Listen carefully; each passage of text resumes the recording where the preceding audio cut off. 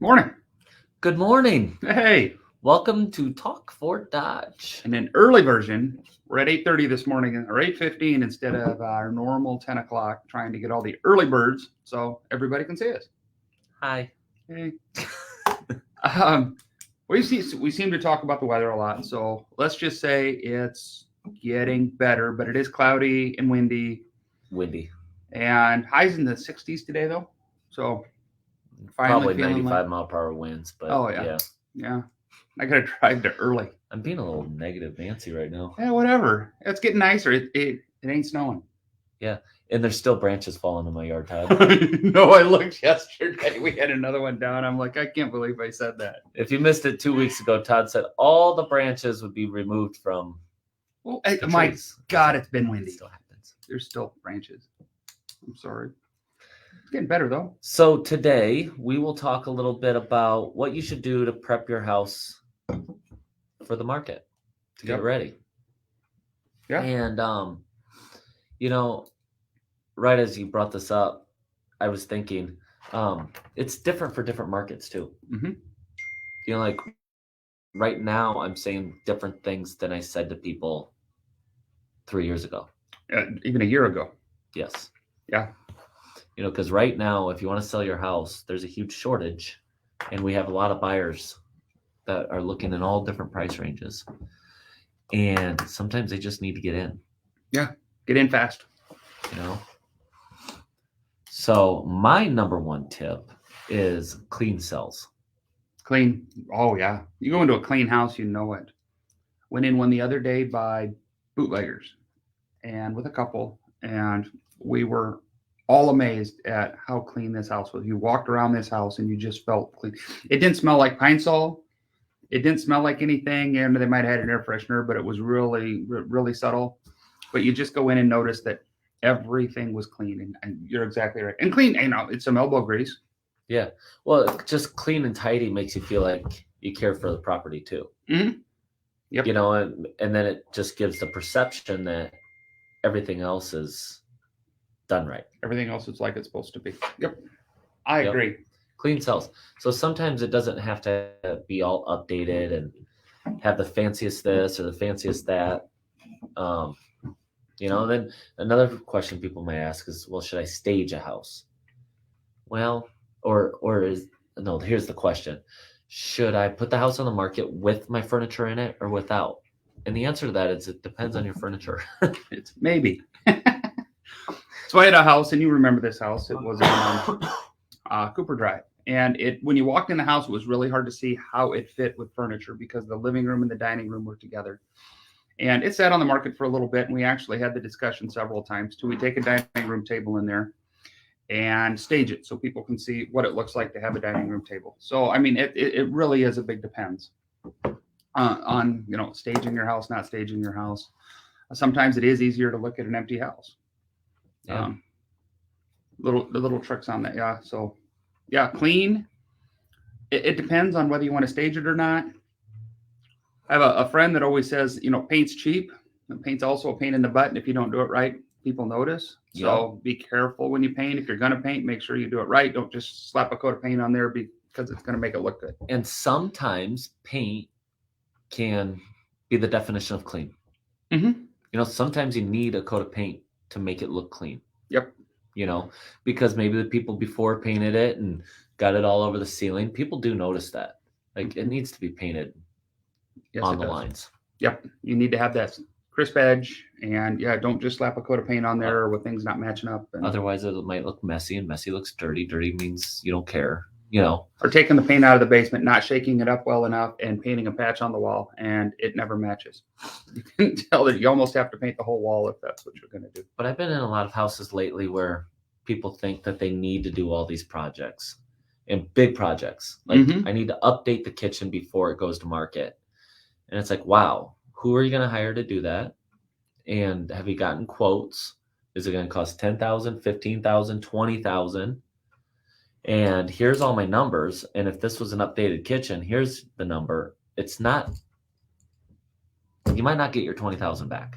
And then you get the people who say, well, I'm going to do it myself and it's going to cost $3,000. Well, that's fine if you're going to do it yourself, but if it looks like a $3,000 job, you're not making any money on the house. People just aren't going to, they're going to see through that. It's really easy to see through shoddy workmanship. And then my example of that is, then you finish the kitchen, where do you stop? Because now you have this beautiful kitchen and your bathroom's completely outdated. Yeah. So maybe we need to bring that one too. So it's like, once you start one project, or we start doing flooring in the whole main area, which might be a good idea. I think you did that on one of your listings. And in that case, it worked out really well. Well, and then the carpets in the bedrooms were fine. And, so you put the flooring through the main part of the house, the bedrooms were okay. And it looked really good. But you just, but sometimes you get going flooring in one room. Well, now you got to go. Oh my gosh, that floor looks terrible. And now you got the bathrooms, and you just keep going. So there's no end in sight. So you have to know, if you got a little project, we can do it. But if that one little project's going to lead to another, to another, to another, before you know it, you're gonna have $30,000 in the house and only make $15,000 on extra when you sell it. Which is another thing I want to bring up is, I know I say this all the time, but call us before you start these big projects, because so often people, they go in, they say, I want to sell the house. So they update a bathroom or they update the kitchen.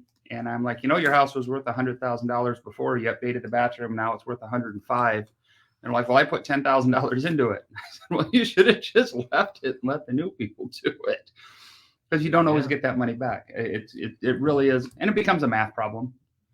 How much do you want to spend and how much do you think you'll make? And we can guesstimate those numbers. I can't tell you exactly, but we can say, this is the low end of your house. This is the high end if you fix it up. And how much money do you want to spend to make it perfect? Because every house has a sky. And no matter what market, like we did a search going all the way up to $500,000, right? And we pulled up an all of Fort Dodge. And I think I had a client one time think that their house could be worth about $200,000. And it was a 2-story, like an older home. And when I pulled it up, I went all the way to 500,000. The like properties that had the square footage, the highest one sold for 160,000. Yeah. Now, with that being said, that was the highest. All the other ones were 90 to 40, 40 to 90. And then there was a couple 10s and 20s. Okay. So second was 90. Right. So there's 160. That was an outlier. And then you have 90. What my point is really what his sky, you could argue that it's 160. Oh, you can argue that, but it would have to be the Taj Mahal to get to 160.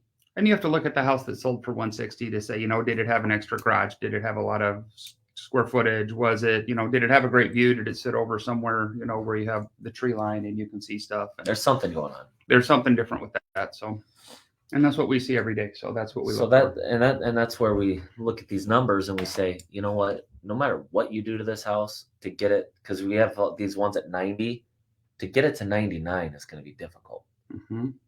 So where are we at right now and where can we be? Yep. And should we do this and should we do that? See, there's a lot of little things that go into it. Yeah, there is. You want to get top dollar out of your house, you need to.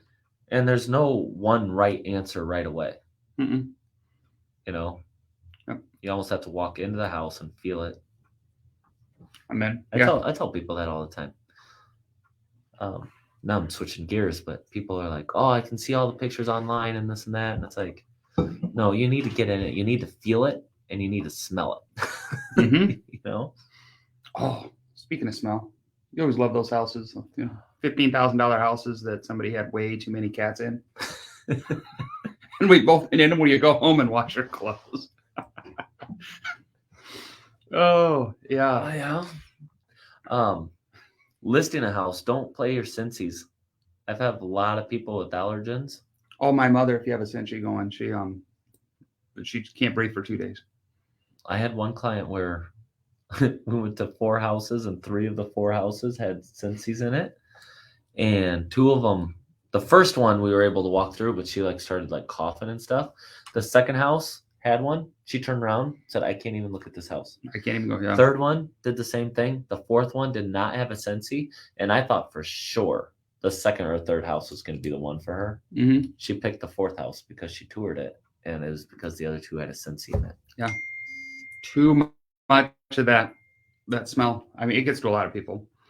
I can put up with it for a while. I just not a really thick. You know, when you walk into a room and it's almost thick. Mm-hmm. Yeah.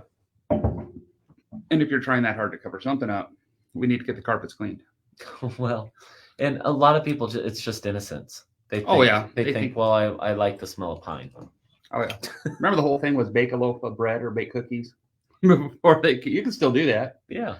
I have walked into houses where they bake bread before. Now that I think of that. Yeah, and that's so much better than a Scentsy because it actually smells good. It smells. It reminds me of Grandma's house. Yeah. So I mean, that's a good feeling to have. Yeah, but if you get a Scentsy that smells like cookies, it's like, holy crap! Yeah, cookies, lots of fake cookies.